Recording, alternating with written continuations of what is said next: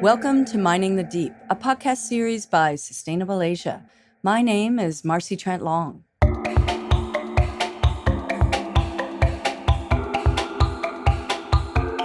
In episode 1, we learned about the potential for seabed mining to fuel our renewable energy needs, but also how this mining could threaten the wondrous ecosystems that populate the ocean floor.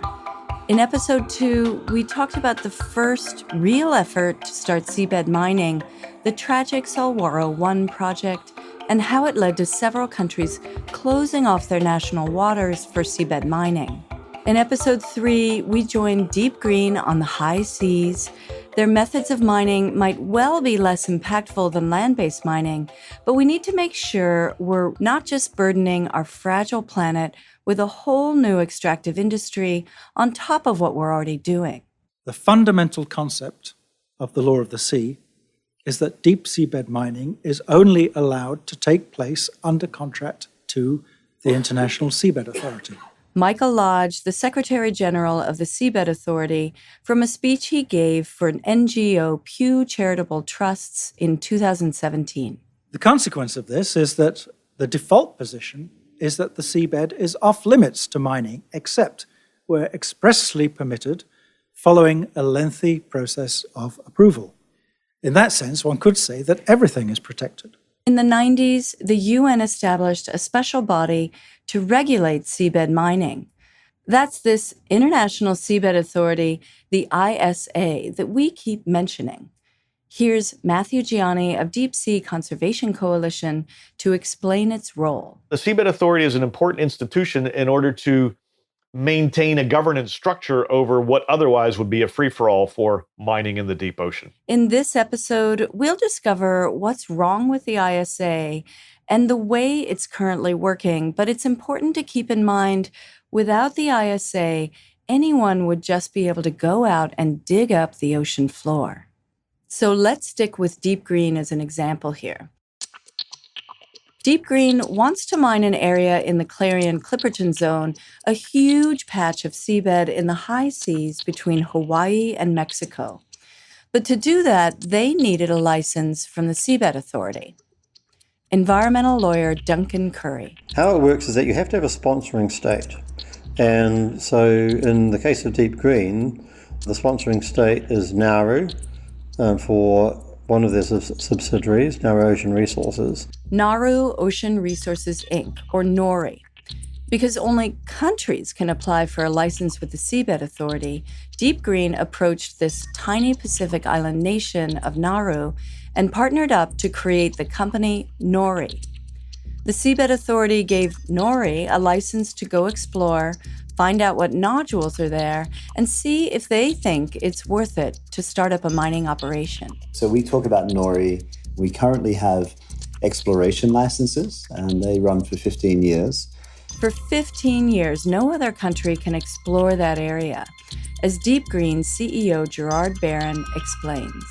And they allow us an exclusive right to move to an exploitation license. Unfortunate words, but or an extraction license. When a country thinks they've got enough information to start mining, they can then apply for an exploitation license.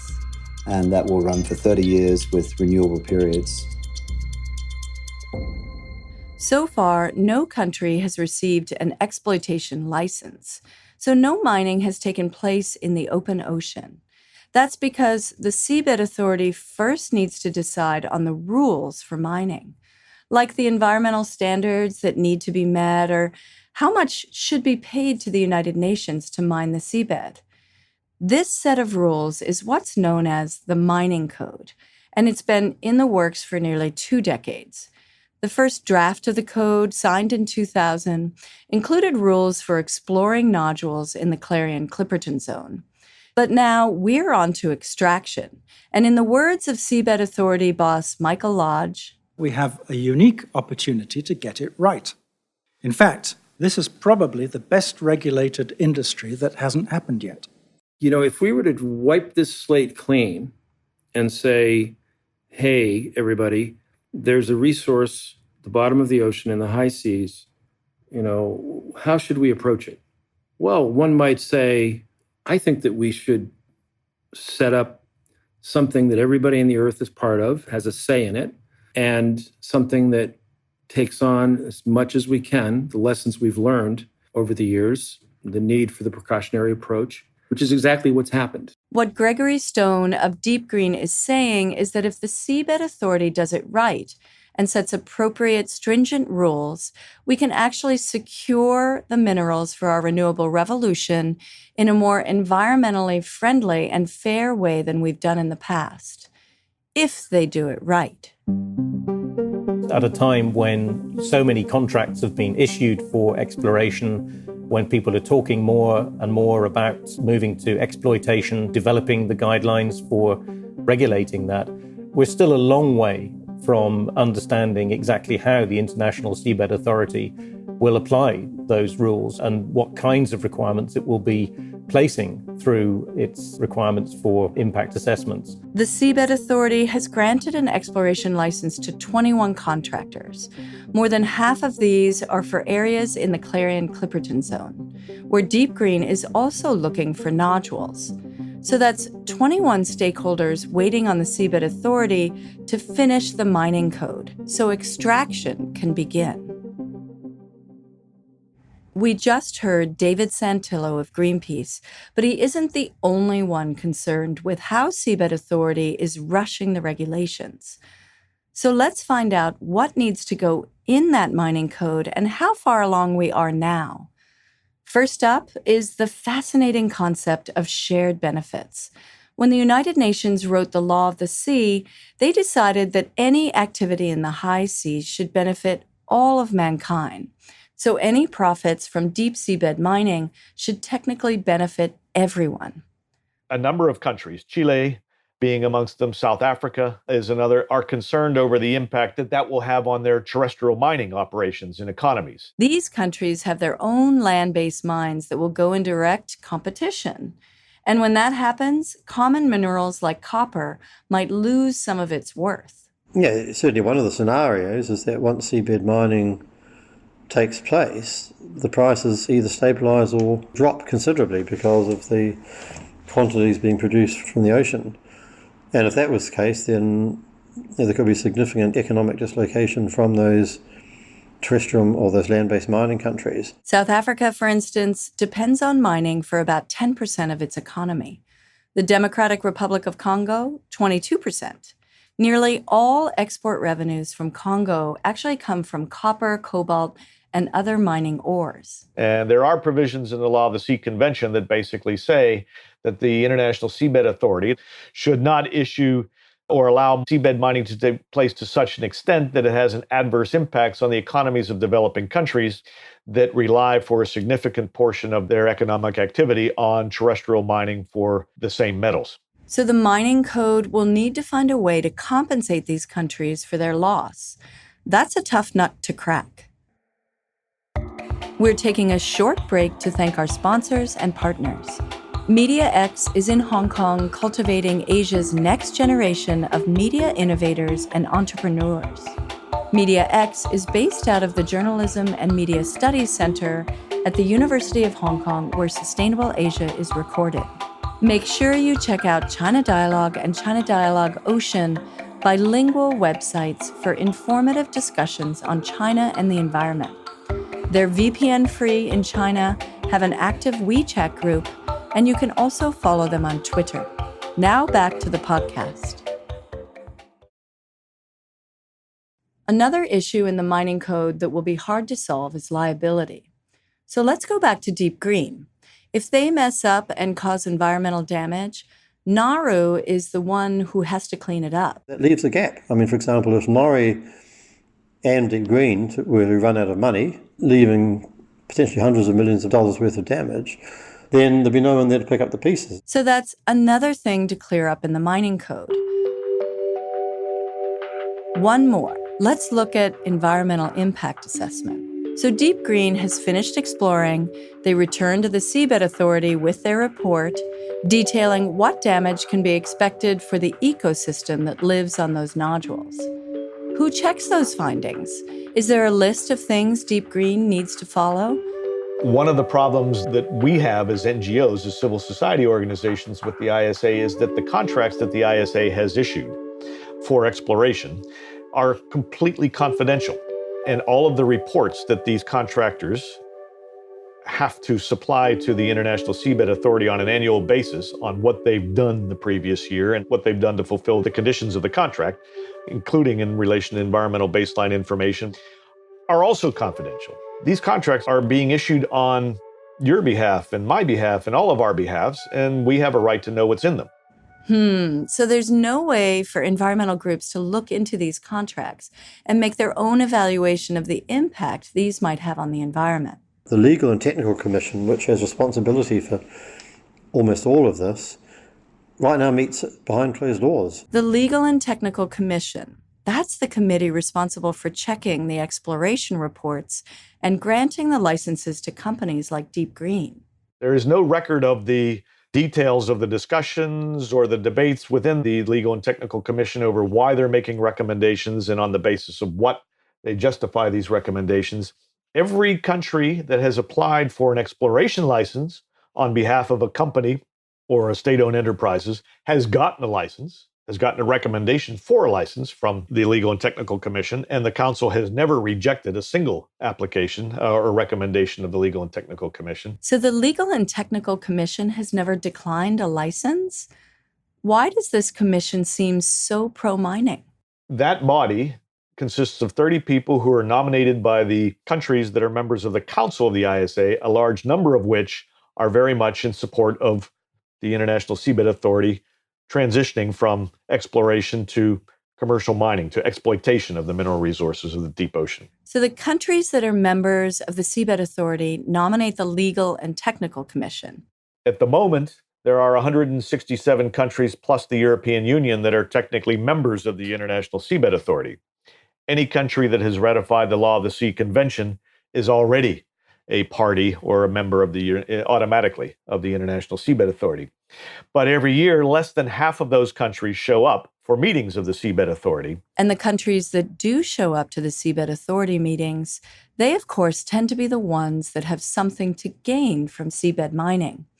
So it seems like there should be a role here for civil society groups to attend the commission meetings to see whether what's being discussed will truly benefit all of us. Dr. Helen Rosenbaum of Deep Sea Mining Campaign explains the problem here. There are a limited number of civil society organisations that have observer status at the General Assembly of the International Seabed Authority, but civil society is blocked out of the Legal and Technical Committee. There are often workshops held that are facilitated by the Legal and Technical Committee that company representatives can attend, but civil society members can't. Mining interests not only attend these meetings and workshops. The mineral industries have been front and center there for decades, presenting their objectives. That's Richard Steiner, the scientist who worked with grassroots groups against Nautilus in Papua New Guinea. And they've pretty much got the system wrapped around their little fingers, and they pretty much get what they want from it. And it looks like a legitimate process, but I really worry that it is captured by industry. There's some really interesting examples of the Seabed Authority working closely with mining companies like DeepGreen. The government of Nauru allowed Gerard Barron from DeepGreen to take its position at the International Seabed Authority to make a representation to the ISA. And Gerard Barron used that as an opportunity to also try and push the ISA to develop the regulations as quickly as possible and for these to be corporate friendly. So while civil society can barely attend these meetings, mining interests have a seat at the negotiating table. And DeepGreen and Seabed Authority Secretary General Michael Lodge have even stronger ties. Michael Lodge also appears in corporate advertising videos for DeepGreen, videos that are looking to gain the interest of investors. Land-based resources are becoming increasingly difficult to access. We've taken the best resources already.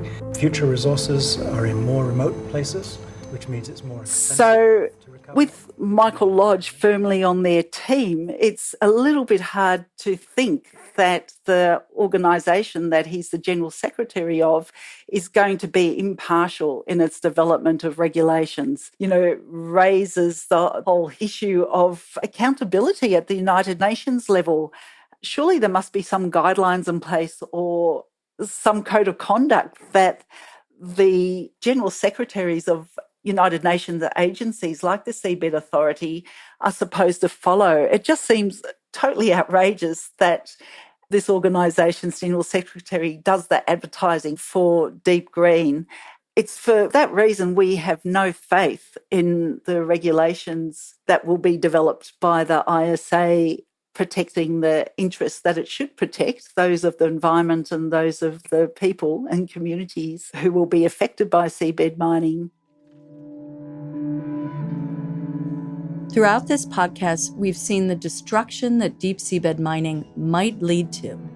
The responsibility for regulating this industry is in the hands of the Seabed Authority, which is being pushed by mining interests to deliver the mining code as soon as possible, so exploitation licenses can be granted and mining can begin. One of the drivers of deep seabed mining that are kind of hardwired into the International Seabed Authority is the possibility, the potential for a use it or lose it approach. The Seabed Authority first handed out exploration licenses in 2001. China, Korea, Japan, and Russia were among the first to receive a license. Now in 2021, these countries will have to decide, will they apply for an extraction license, or will they give up their claim and let another country take that patch of seabed?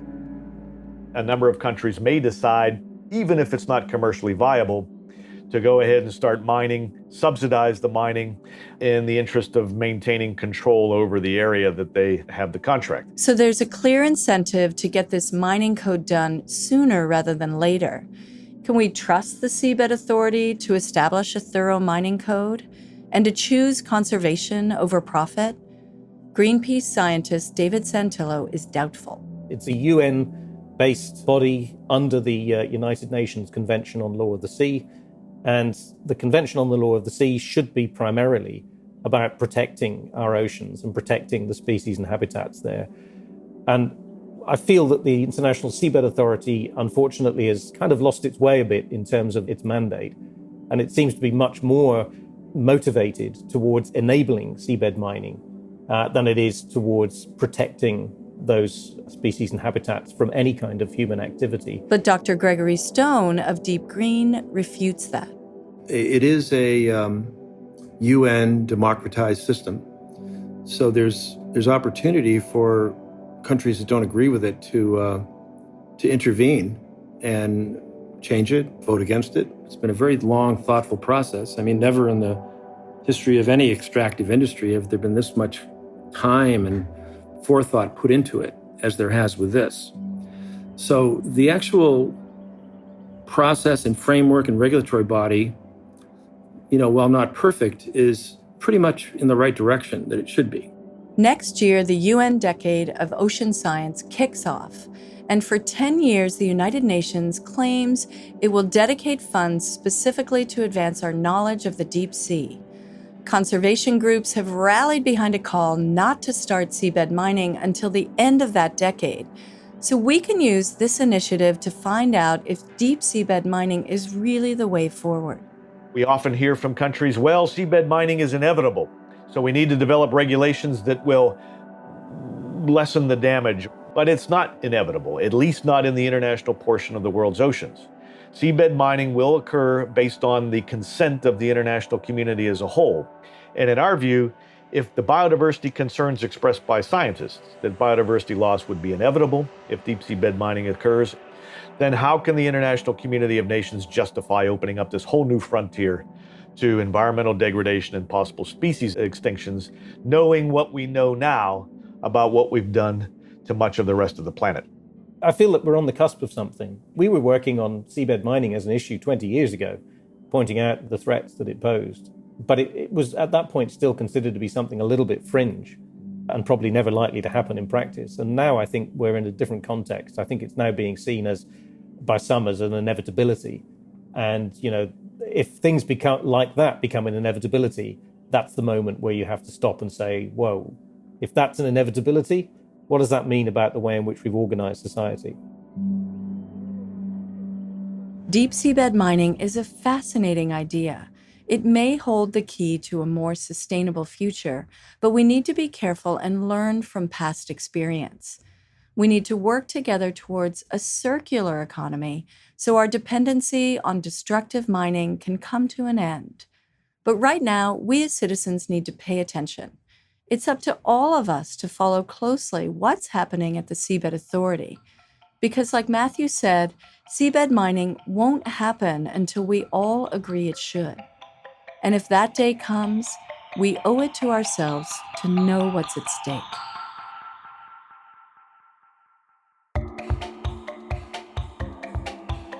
Mining the Deep is hosted by me, Marcy Trent Long, and produced by Sam Columby in collaboration with China Dialogue. The series is mixed by Chris Wood. Thanks to all our guests for helping us unravel this complicated issue, to Miguel Urmeneta for his voiceover, and Alexander Mobison for his intro music made from repurposed and recovered waste items.